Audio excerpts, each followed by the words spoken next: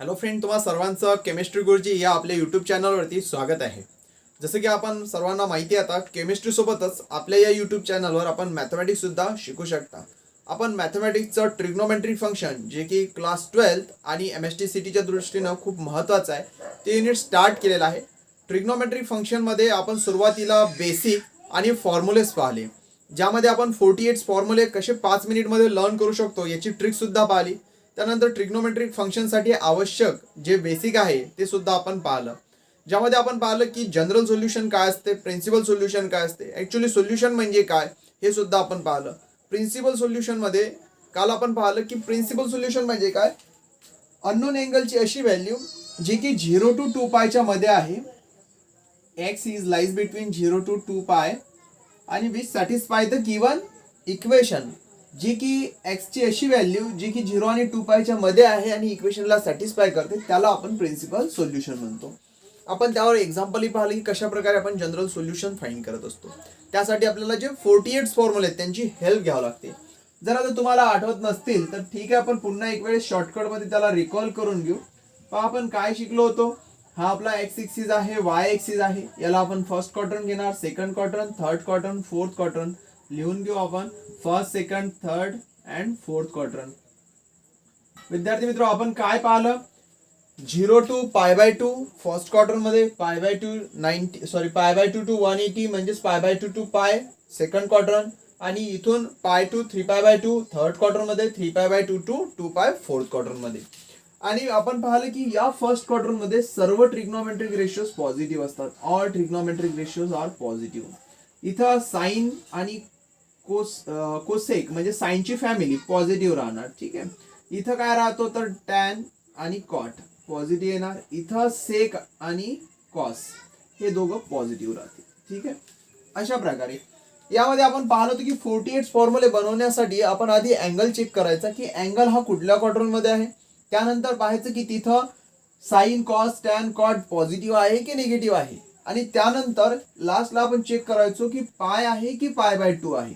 पाय किंवा 2 पाय जर असेल तर आपण इटसेल्फ घ्यायचो, आणि जर π/2 किंवा 3π/2 असेल तर आपण नेबर घ्यायचो. आणि विद्यार्थी मित्र, नेबर काय आहे आणि फॅमिली काय आहे याबद्दल आपण पहिल्या लेक्चरमध्येच पाहिलं. साइन, कॉस, टॅन, कॉट, सेक, कोसेक हे आपले ट्रिग्नोमेट्रिक रेशियोज आहेत, ज्यामध्ये साइनची फॅमिली कोसेक, कॉसची फॅमिली सेक आणि टॅनची फॅमिली कॉट हे झाली फॅमिली. आणि आपण पाहिलं की नेबर कोण, तर साइनचा नेबर कॉस, टॅनचा नेबर कॉट आणि सेकचा नेबर कोसेक. सिंपल ट्रिक्स आहेत, ह्या लक्षात ठेवा. आणखी आपण एक्झाम्पल मधून याला समजून घेऊया. पहा विद्यार्थी मित्र, यानंतर आपण 48 फॉर्म्युले बनवले होते, जे की तुम्ही चांगली प्रॅक्टिस करा. तुम्हाला ट्रिग्नोमेट्रिक फंक्शन सोबत डेरिव्हेटिव्ह इंटिग्रेशन मध्ये सुद्धा ते युजफुल आहे. आता पहा इथं काय दिलेलं आहे, cos θ इक्वल टू 1/2 दिलेला आहे. cos θ इक्वल टू 1/2 ही गिवन आहे. ठीक आहे. काय घेऊ शकतो आपण 1/2 ला, आपल्याला ट्रिग्नोमेट्रिक टेबल माहित असला पाहिजे. ट्रिग्नोमेट्रिक टेबल मध्ये आपल्याकडे पहा साइन आणि कॉसच्या व्हॅल्यू तरी आपल्याला माहिती असल्या पाहिजे. साइन 0 असेल.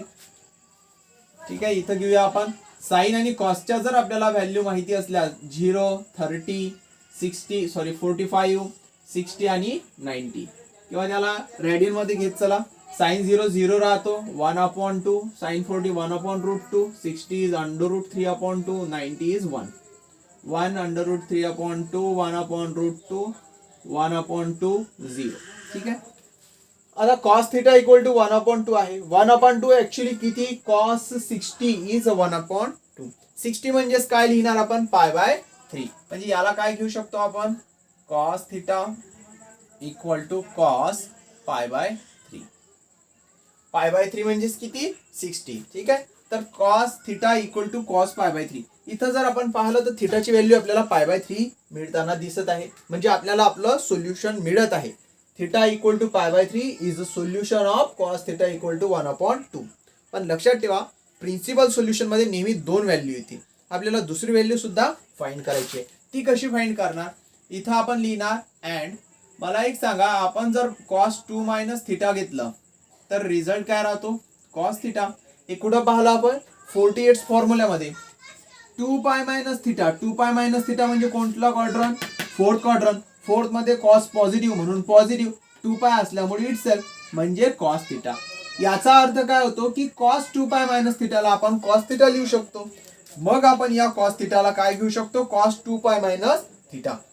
त्याच्यामुळे आता आपल्याला इथं थिटा आहे, ठीक आहे. एक स्टेप आणखीन वाढून घेऊ आपण.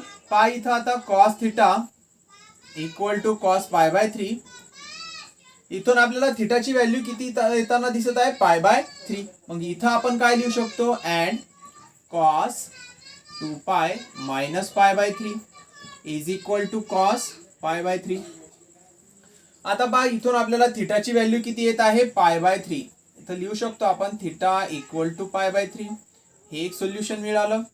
अँड इथून पहा आता इथं मी या पाय बाय 3 च्या ऐवजी थिटा घेत आहे, कारण आपला पाय बाय 3 म्हणजेच काय, थिटा. म्हणजे आपल्याला थिटाची व्हॅल्यू लिहायला सोयीस्कर होईल. थिटाची व्हॅल्यू इथून किती येत आहे, तर आपण याला सॉल्व्ह करणार. किती येणार, 3 2 जा 6, 6 मायनस 1 5π अपॉन 3. अशा प्रकारे आपल्याला दोन व्हॅल्यू मिळाल्या. Theta equal to pi by 3 मिळालंय, थिटा इक्वल टू 5π बाय 3. इथं आपण लिहू शकतो. आणखी एक जी आपली महत्वाची कंडिशन, की जो आपला थिटा आलाय म्हणजे आपली पाय बाय 3 ही व्हॅल्यू आली, आपल्याला चेक करावं लागेल की ही 0 आणि 2π च्या मध्ये आहे का. 2π म्हणजे 360, 0 माहिती आहे आपल्याला, आणि पाय बाय 3 किती आहे, 60. ऑब्विसली 0 आणि 2π च्या मध्ये असणार. अँड त्यानंतर जी दुसरी व्हॅल्यू मिळाली 5π बाय 3, म्हणजे ही किती असणार, पाय बाय 3 इज 60, 6 इंटू 5 30, म्हणजे 300. ही सुद्धा लाईज बिटवीन 0 टू 2π असणार. म्हणजे आपण काय लिहू शकतो, therefore the required principal solution of given equation घ्या किंवा cos theta equal to 1/2 or काय असणार, theta equal to pi by 3 and theta equal to 5π by 3. हे असणार आपलं required principal solution. Write down. पाहत आपल्याला जे सेकंड एक्झाम्पल दिलेलं आहे, काय दिलेलं आहे, सेक थिटा इक्वल टू 2/√3. आता सेक थिटा साठी आपल्याला टेबल बनवायला थोडं कठीण जाते, त्यापेक्षा आपण याला सेक थिटाला काय घेऊ शकतो, sec theta is equal to काय लिहिणार, सेक थिटा इक्वल टू काय असतो, 1/cos थिटा. सुरुवातीलाच पाहिलं आपण बेसिक मध्ये की कॉस आणि सेक फॅमिली मेंबर आहेत जे की एकमेकाला उलट असतात. सेक थिटा इक्वल टू काय घेणार आपण, 1/cos थिटा.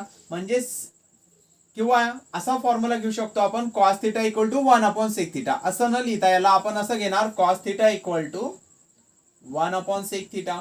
आणि आता आपल्याकडे सेक थिटाची व्हॅल्यू आहे 2/√3 आणि हा डिनॉमिनेटर मध्ये आहे, म्हणजे ऍक्च्युली इथं cos थिटा इक्वल टू काय येणार, 2/√3 च्या ऐवजी √3/2 होणार. ठीक आहे, म्हणजे cos थिटा इक्वल टू मिळाला √3/2.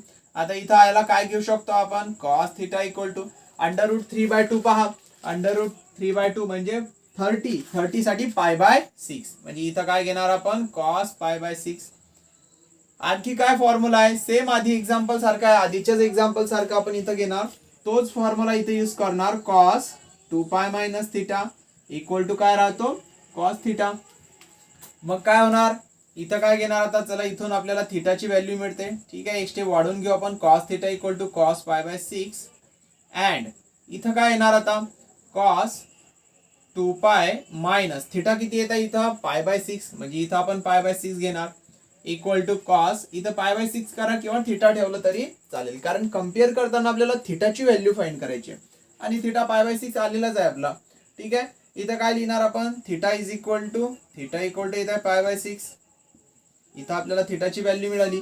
इथं थिटाची व्हॅल्यू किती होणार, कम्पेअर केलं तर हे 6 ने 2 ला मल्टिप्लाय करा, 12 मायनस 1π इज 11π अपॉन 6. इथं थिटाची व्हॅल्यू मिळाली 11π अपॉन 6. आता चेक करायचे की ही 0 आणि 2π च्या मध्ये आहे का, pi by 6 lies between 0 to 2π, obviously असणार, म्हणजे इथं काही प्रॉब्लेम नाही. इथं बघा आता, अँड आपल्याला जे 11π बाय 6 मिळाले, 11π बाय 6 म्हणजे किती होणार, pi by 6 is 30, 3 into 11 330, 330 is lies between 0 to 2π, म्हणजे ही व्हॅल्यू सुद्धा प्रिन्सिपल सोल्युशन आहे. म्हणजे इथं काय लिहिणार, therefore the required principal solution of given equation is pi by 6 and 11π by 6. Last line लिहायला विसरू नका. इथं आपल्याला लिहिणं शक्य नाही, वेळ खूप जाणार, बट तुम्ही प्रॉपरली करत चला, कारण स्टेट बोर्डला लास्ट लाईनचे महत्त्व खूप राहते, त्याशिवाय तुम्हाला मार्क्स मिळणार नाहीत पुरे, म्हणून एक लाईन लास्टला लिहायला विसरायची नाही. Therefore the required principal solution of given equation is जे आपल्याला आन्सर मिळाले ते. ठीक आहे, राईट डाऊन. पहा आता काय एक्झाम्पल आहे. Cot theta equal to √3. याला आपण उलट करून घेणार, डायरेक्टली लिहिणार tan theta equal to cot theta √3 च्या उलट केलं तर टॅन थिटा इक्वल टू 1/√3. असं का केलं, कारण 1/√3 आपल्याला व्हॅल्यू माहित आहे. आता किती टॅन किती 1/√3 असणार, तर आपल्याला इथं पाहावं लागेल. साइन अपॉन कॉस राहते, साइन अपॉन कॉस म्हणजे साइन अपॉन कॉस. पहा आता इथं 1 हे 2 कॅन्सल होणार, 1/√3 म्हणजेच काय राहणार value, tan theta equal to याला 1/√3 ला काय लिहू शकतो आपण, टॅन 30. टॅन 30 म्हणजे π/6. इथून आपल्याला थिटाची व्हॅल्यू किती मिळत आहे, π/6.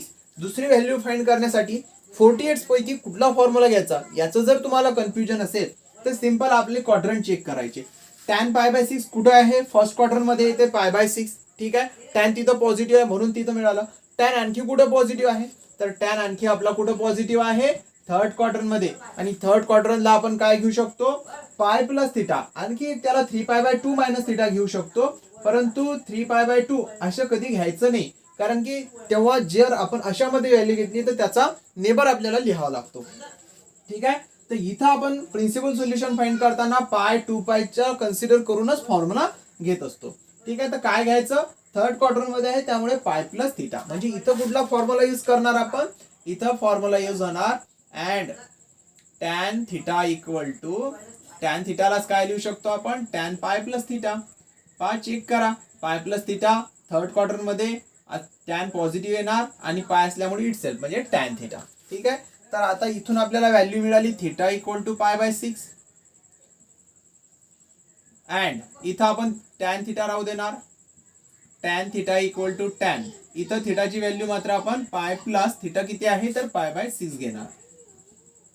ठीक आहे, इथून आपल्याला थिटाची व्हॅल्यू किती मिळणार, therefore theta equal to cross multiply केलं तर 6 + 1 7π/6 ही थिटाची व्हॅल्यू. आपल्याला थिटाच्या दोन व्हॅल्यू मिळाल्या, एक π/6 आहे, एक 7π/6. चेक करा आपल्या दोन्ही व्हॅल्यू लाईज बिटवीन 0 to 2π आहे का. π/6 तर ऑब्विसली असणार, फर्स्ट क्वाड्रंट मध्ये आहे. 30 हा लाईज बिटवीन 0 to 2π राहतो. आता याला चेक करा अँड 7π/6, π/6 म्हणजे किती 30, 3 × 7 210 म्हणजे lies between 0 to 2π. 7π/6 is also lies between 0 to 2π. खाली काय लिहिणार आपण, therefore the required principal solution, therefore the required principal solution are काय असणार, theta equal to π/6 and theta equal to 7π/6. अशा प्रकारे कम्प्लिटली लिहत चला. Write down. आता काय फोर्थ एक्झाम्पल मध्ये कॉट थिटा इक्वल टू 0 दिलेला आहे. कॉट थिटा इक्वल टू 0 आपण याला असे करू शकतो, टॅन थिटा इक्वल टू 1/0. 1/0 म्हणजे इन्फिनिटी होणार आणि टॅन इन्फिनिटीची व्हॅल्यू घेऊन आपण त्याला सॉल्व्ह करू शकतो. बट डायरेक्टली आता कॉटने केलं तरी चालेल, कारण सिंपल आहे. 0 कॉट किती 0 असणार, तर इथं चेक करू आपण. पहा कॉट म्हणजे काय, कॉस अपॉन साइन. आणि आता जर इथं 1/0 घेतलं, 1/0 म्हणजेच काय होतो, नॉट डिफाईन होतो, म्हणजे हे व्हॅल्यू येणार नाही, कॉस 0 येणार नाही. ठीक आहे, 0/1 जर घेतलं, 0/1 तर 0 होणार. म्हणजे इथं आपण या 0 ला काय घेऊ शकतो, तर 90 घेऊ शकतो, cot 90. Cot theta equal to cot 90, तर कॉट 90 ला काय लिहिणार आपण, कॉट π/2. इथून आपल्याला थिटाची व्हॅल्यू मिळाली π/2. दुसरी व्हॅल्यू कशी फाइंड करणार, सेम जसं तुम्हाला लॉजिक सांगितलं. कॉट कुठं पॉझिटिव्ह आहे, फर्स्ट क्वाड्रंट मध्ये आणि फर्स्ट क्वाड्रंट मध्ये आणि थर्ड क्वाड्रंट मध्ये. बघ आता फर्स्ट क्वाड्रंटच्या एंडिंगला π/2 येत आहे, ऍक्सिस वरती येत आहे. ठीक आहे, आता आपल्याला कुठं पाहिजे, तर थर्ड क्वाड्रंट मध्ये, म्हणजे पाय प्लस थिटा घ्यावं लागेल. त्यासाठी काय करावं लागेल आपल्याला, आता याला लिहिता येईल and cot theta equal to काय घेऊ शकतो आपण, cot pi plus theta. Check करू शकता तुम्ही, कॉट पाय प्लस थिटा सुद्धा कॉट थिटाच होतो. कॉट पाय प्लस थिटाचा फॉर्म्युला काय आहे, तर कॉट थिटाच आहे. ठीक आहे, म्हणजे इथून थिटाची व्हॅल्यू किती येत आहे, theta equal to π/2. Theta equal to π/2. इथून किती येत आहे पहा, इथं आता थिटा रिप्लेस करू आपण, cot theta equal to cot pi plus थिटाची व्हॅल्यू किती आहे, π/2 आहे. म्हणजे इथून थिटा किती मिळणार, क्रॉस मल्टिप्लिकेशन केलं तर 3π/2. ठीक आहे. थिटाच्या आपल्याला दोन व्हॅल्यू मिळाल्या, एक मिळाली π/2, एक इथं आहे 3π/2. दोन्ही सुद्धा व्हॅल्यू जे दोन्ही सोल्युशन आहे लाईज बिटवीन 0 to 2π आहे. चेक करू शकता तुम्ही, π/2 is lies between 0 to 2π. Also 3π/2 lies between 0 to 2π. खाली एक लाईन लिहायला विसरू नका. Therefore the required principal solution are काय असणार, π/2 अँड 3π/2. Right down. पहा आता क्वेश्चन नंबर 2 काय आहे. क्वेश्चन नंबर 1 आपला कंप्लीट झालाय. क्वेश्चन नंबर 2 काय आहे, तर find principal solution of the following equation. Question number 1 question number 2 same आहे, बट टाइप्स वेगळा आहे. त्यामध्ये तुम्ही जर पाहिलं असेल तर RHS मध्ये सर्व पॉझिटिव्ह नंबर होते, आता तुम्हाला इथं निगेटिव्ह नंबर येतील. आता इथं कसं करायचं पहा, काय करणार आपण, simple sine theta equal to minus sine देऊन द्या 1/2. साइन किती 1/2 राहतो, तर साइन 30 ला काय घेतो आपण, π/6 घेतो, म्हणजे साइन π/6. आता मात्र आपण थिटाची व्हॅल्यू डायरेक्टली फाइंड करू शकत नाही. आता आपल्याला हे जर मायनस साइन काढायचं आहे तर आपल्याला पाहावं लागेल की आपला साइन थिटा हा कुठं कुठं निगेटिव्ह आहे, कारण आता आपल्याला मायनस साइन आलाय. फर्स्ट आणि सेकंड मध्ये ऑब्विसली पॉझिटिव्ह येणार, म्हणजे मायनस साइन जाण्यासाठी आपल्याला थर्ड आणि फोर्थ क्वाड्रंट मध्ये आपला अँगल शोधावा लागेल. म्हणजे आता थर्ड क्वाड्रंट मध्ये साइन निगेटिव्ह येतो. थर्ड म्हणजे काय, तुम्ही जर ऑब्झर्व केलं असेल, फॉर्म्युला पाहिला असेल तर साइन पाय प्लस थिटा काय राहतो, sine pi plus theta minus sine theta. Sine pi plus theta काय असतो, मायनस साइन थिटा. किंवा साइन 2π मायनस थिटा सुद्धा काय असतो, साइन 2π मायनस थिटा सुद्धा मायनस साइन थिटा असतो. याचा अर्थ मायनस साइन थिटाला आपण साइन पाय प्लस थिटा आणि साइन 2π मायनस थिटा असं लिहू शकतो. त्याला आपण इथं तेच करणार, काय करणार, याला आपण असं लिहू शकतो, साइन थिटा इक्वल टू या मायनस π/6 च्या ऐवजी मी याला काय लिहितो, पाय प्लस थिटा लिहितो. या फॉर्म्युल्याचा यूज करू. मायनस साइन थिटा म्हणजे मायनस साइन π/6, त्याला लिहिणार साइन पाय प्लस थिटा. तर इथं काय लिहिणार, साइन पाय प्लस थिटा किती आहे, π/6.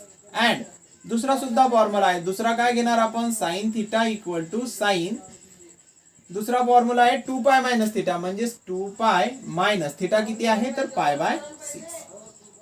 अशा प्रकारे इथून आपल्याला थिटाची व्हॅल्यू काय येणार, थिटा इक्वल टू काय येणार, थिटाची value, theta equal to compare केलं तर 6π प्लस π/6, किंवा स्टेप बाय स्टेप करू आपण, π प्लस π/6. ही एक थिटाची व्हॅल्यू मिळाली. याला सॉल्व करावं लागेल. इथून थिटाची व्हॅल्यू येताना किती दिसत आहे, तर 2π मायनस π/6. ठीक आहे. ह्या दोन व्हॅल्यू आपल्याला मिळाल्या. इथं ऍडिशन केली तर थिटाची व्हॅल्यू येत आहे 6 + 1 इज 7π/6. हे एक व्हॅल्यू असणार. आणि एक दुसरं सोल्युशन असणार हे 12 - 1 म्हणजे थिटा इक्वल टू 11π/6. अशा प्रकारे आपल्याला दोन व्हॅल्यू मिळतील. खाली एक लाईन लिहायला विसरायचं नाही. Therefore the required principal solutions are, therefore the required principal solution are, काय असतील required principal solution, 7π/6 and 11π/6. Right down.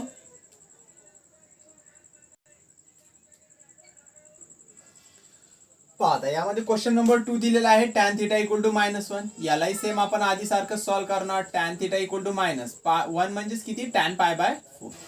tan π/4 ची व्हॅल्यू किती राहते, 1 राहते. त्यामुळे आपण 1 ला डायरेक्टली tan π/4 घेतलंय. आता मायनस tan थिटा म्हणजे आपल्याला मायनस साइन जाण्यासाठी असे दोन फॉर्म्युले घ्यावे लागेल की ज्या क्वाड्रंट मध्ये आपला tan निगेटिव्ह असणार. tan निगेटिव्ह कुठे येणार, सेकंड क्वाड्रंट मध्ये आणि फोर्थ क्वाड्रंट मध्ये. मग सेकंड आणि फोर्थ साठी फॉर्म्युला कसा घ्यायचा, सेकंड साठी घ्यायचा पाय मायनस थिटा आणि फोर्थ साठी घ्यायचा 2π मायनस थिटा. आता काय फॉर्म्युला आहे, tan घ्या आधी, tan pi minus theta, tan 2π minus theta. Check करू, पाय मायनस थिटा म्हणजे कोण्या क्वाड्रंट मध्ये, सेकंड मध्ये. सेकंड मध्ये tan कसा आहे, निगेटिव्ह म्हणून मायनस येणार, पाय असल्यामुळे इटसेल्फ. इथं सुद्धा तसंच होणार, 2π मायनस थिटा फोर्थ क्वाड्रंट मध्ये, फोर मध्ये मायनस साइन, 2π असल्यामुळे इटसेल्फ. म्हणजे याचा अर्थ मायनस tan थिटाला आपण या दोन फॉर्म मध्ये घेऊ शकतो, tan पाय मायनस थिटा किंवा tan 2π मायनस थिटा. मग याचाच अर्थ मायनस tan π/4 ला आपण काय लिहू शकतो, therefore tan theta is equal to minus टॅनच्या ऐवजी मी घेणार tan pi minus theta and दुसरी व्हॅल्यू काय घेणार आपण tan theta equal to tan 2 pi minus theta. अशा प्रकारे ह्या दोन व्हॅल्यू आपल्याला दोन फॉर्म्युले मिळतील आणि इथून आपल्याला दोन व्हॅल्यू मिळतील.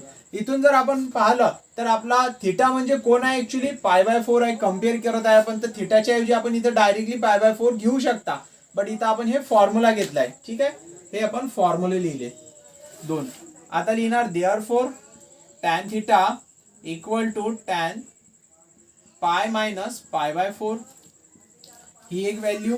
त्यानंतर दुसरी व्हॅल्यू काय घेणार and tan theta equal to तुम्ही थिटा लिहा π/4 लिहा काही प्रॉब्लेम नाही. बट आपल्याला थिटाची व्हॅल्यू दाखवायची असते त्यामुळे आपण याला थिटाच राहू देत आहे.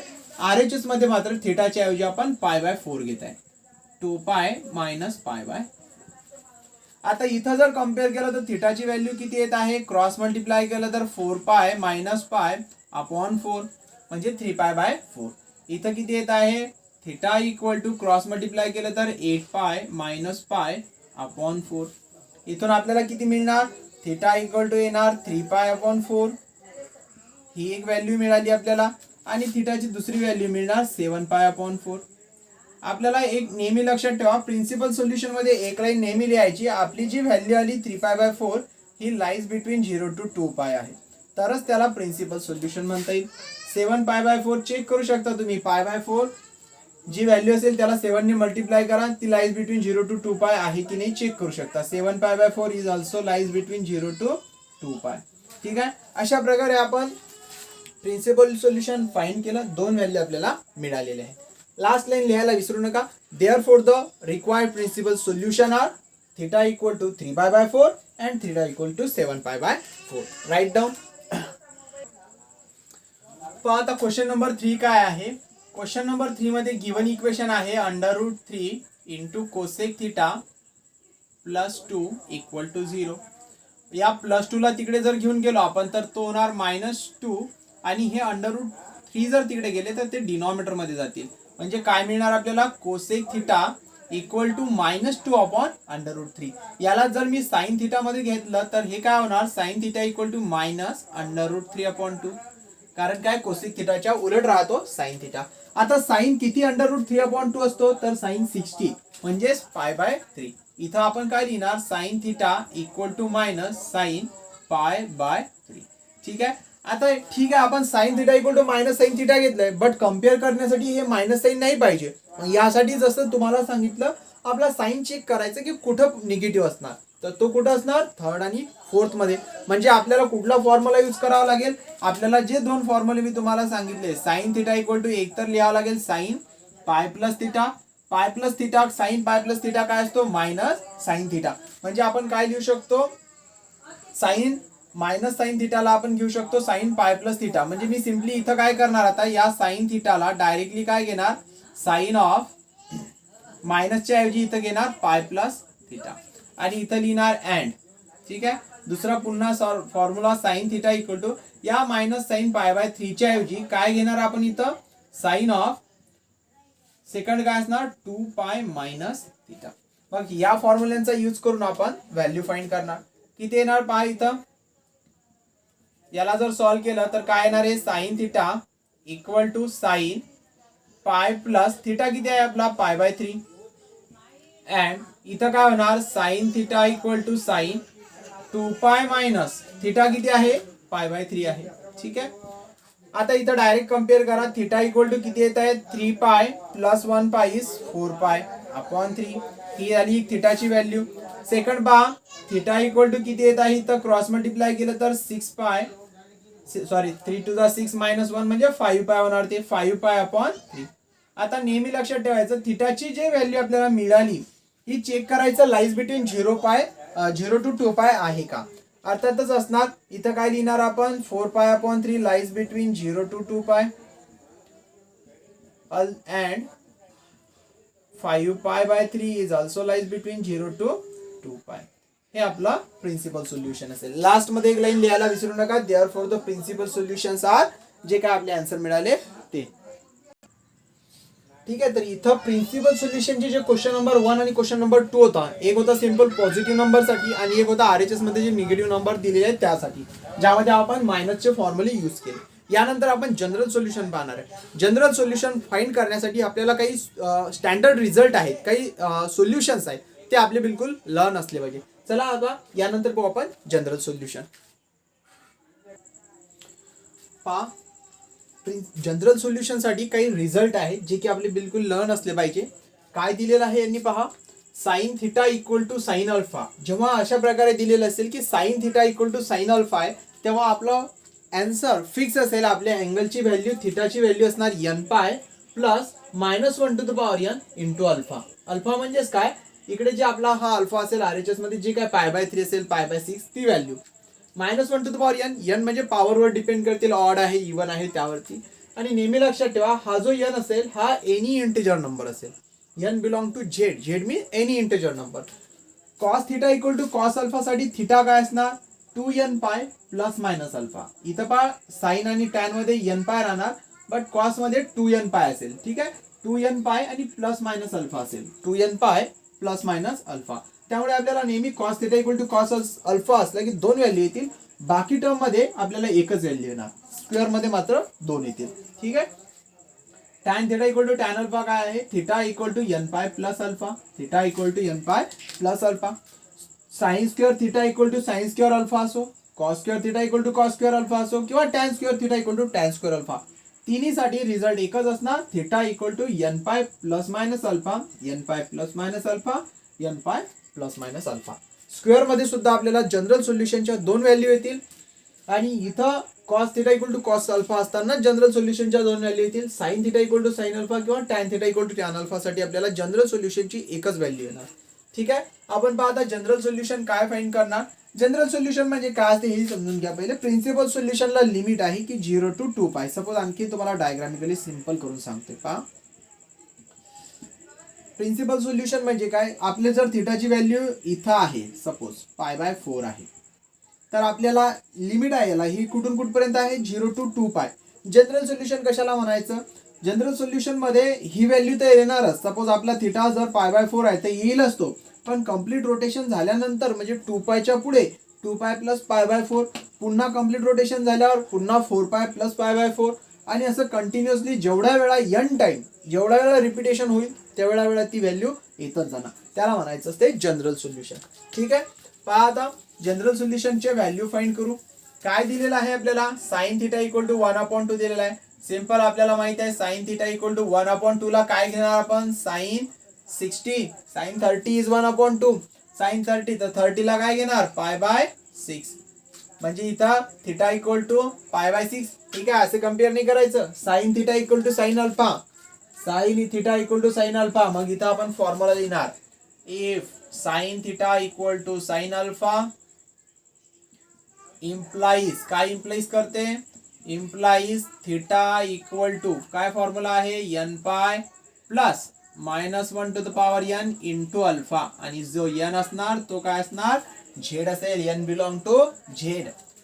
इथं काय लिहिणार आपण, therefore sine theta equal to sine π/6 implies, काय इम्प्लाइज करणार आता, theta equal to n pi plus -1 to the power n, but आता अल्फा किती आहे आपला, π/6. आपण अल्फा रिप्लेस केला π/6 ने, तर इथं सुद्धा काय घ्यायचं, π/6, आणि लास्टला n बिलॉंग टू झेड लिहायला विसरायचं नाही.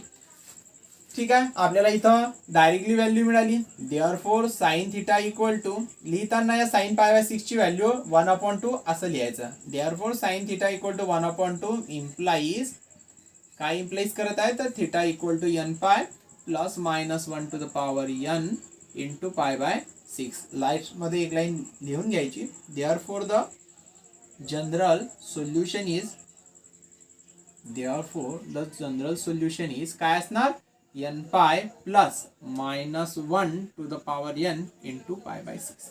अगदी एवढ्या सोपी पद्धतीने आपण जनरल सोल्युशन फाइंड करू शकतो. पण नेहमी लक्षात ठेवा, जनरल सोल्युशन साठी आपल्याला हा टेबल पाठ असला पाहिजे.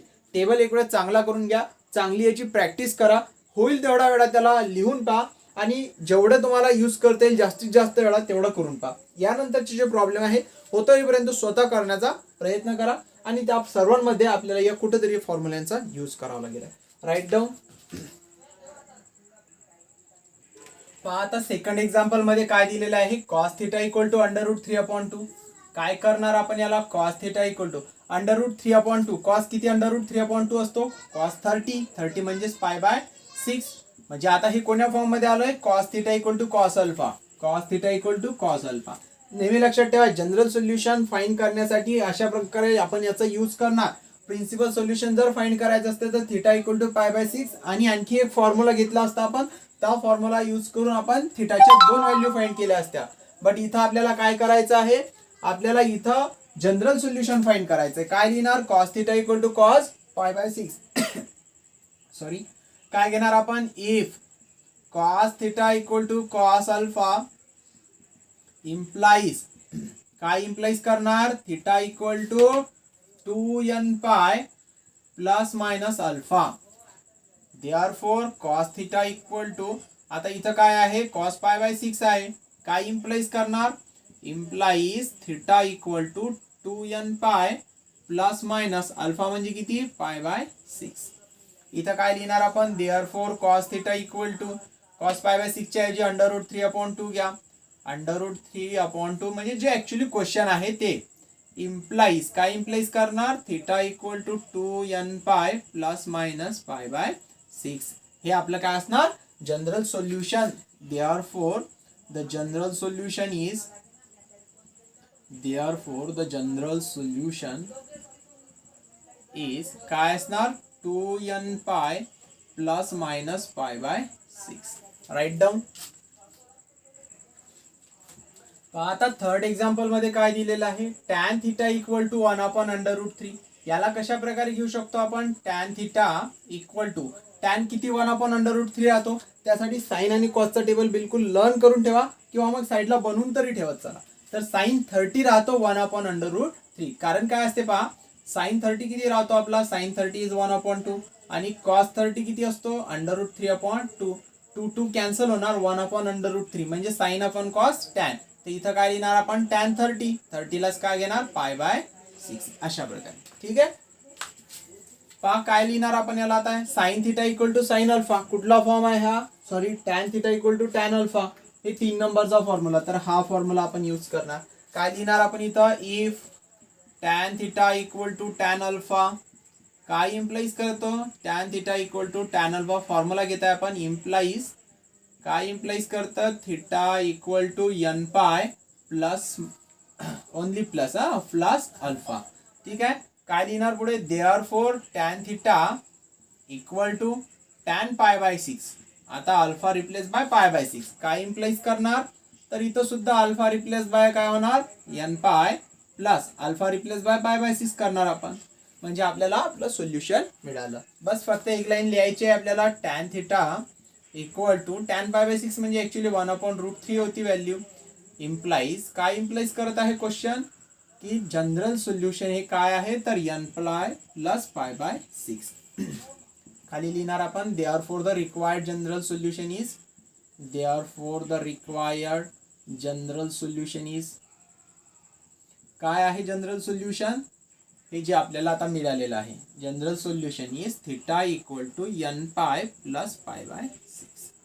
चला तर आता लास्ट क्वेश्चन आपण घेऊया जनरल सोल्युशनचा. पहा काय दिलेला आहे क्वेश्चन.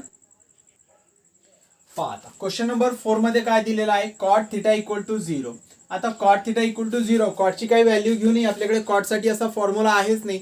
मग अशा वेळी काय करायचं, सिंपल कॉटला कन्वर्ट करणार आपण टॅन मध्ये.